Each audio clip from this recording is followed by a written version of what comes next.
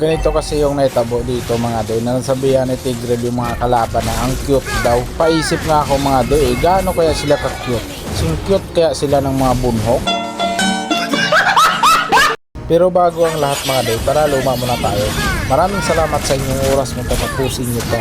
Kung wala pa ka nakapag-subscribe, ay nagpagulating tao na sabihan pa kita.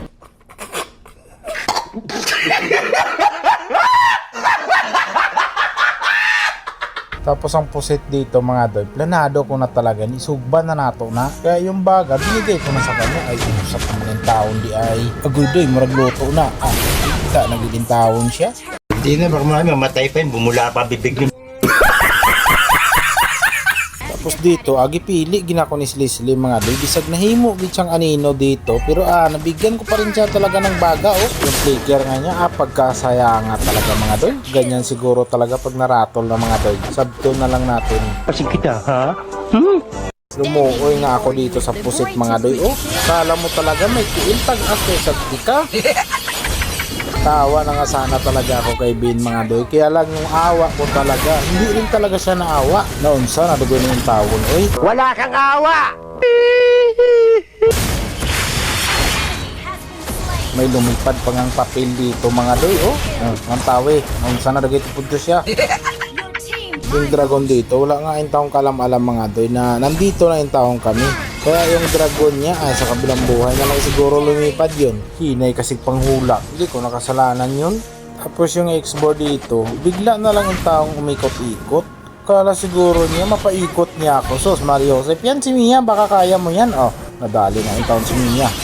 Tapos dito na sinabihan ng Tigreal mga doy na ang cute daw nila. Tapos sabi naman ng Bane mga doy na naka-item na daw kami. Sos Mario Joseph. Kaya sabi ng Tigreal, ibinta na lang siguro namin to. Taas din panguto ko sa Tigreal. Tapos sabi din ng Bane, sige daw.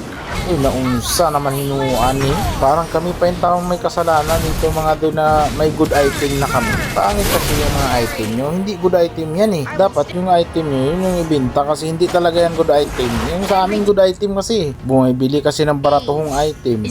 Masama ang tabas ng dila mo Bakit ba? Mali ang iniisip mo. Katulad ng iniisip ng marami dyan. Kaya yung awa ko dito mga doy, naawa na rin siguro talaga. Kasi yung konsyensya ko, nagkaroon na rin ito ng konsyensya. Kaya napatak pa ako kay Franco dyan mga doy.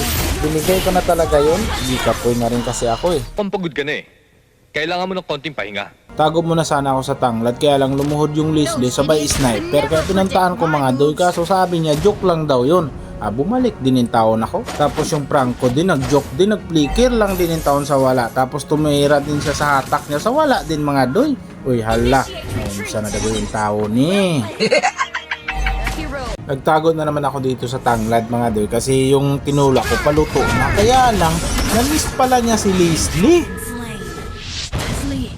I miss you so much. Pag namimiss mo kasi yung isang tao mga doy, pagbigyan mo, huwag kang madamot na unsa man yung taong kani. Leslie, andito na ako, butangan mo na ako doy. Agoy Roy, kayong binutangan talaga ako ni Leslie. Di gid madalag siaw. Sumulod ako dito mga doy, pero joke lang naman sana talaga yung ginawa ko dito. Kaya lang, hindi ko alam bakit paano nangyari yun. Napakahirap talaga pag yung joke mo is real joke mga doy. Naging anino agad yung Leslie dito mga doy. Diba Leslie, namimiss kita kanina, pinagbigyan kita diba? Ngayon naman, ako naman yung pagbigyan mo. Huwag kang madamot kasi hindi rin ako nagdamot sa'yo. Kung sa English pa yan Leslie, maghinatagay lang tayo. English ba yun? Murag dili po dagway. Parang gintintik man siguro yun. Correct me if mali kayo mga doy.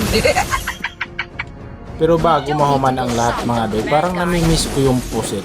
Parang gusto ko na naman siyang isuba dito Akiling naman yung taon yung pusit. Kaya yung free kinuha ko na mga doy. Sabay lang din pala pagkaugdaw sa tore nila. Sos Mario Joseph, nansa naman nagawin yung taon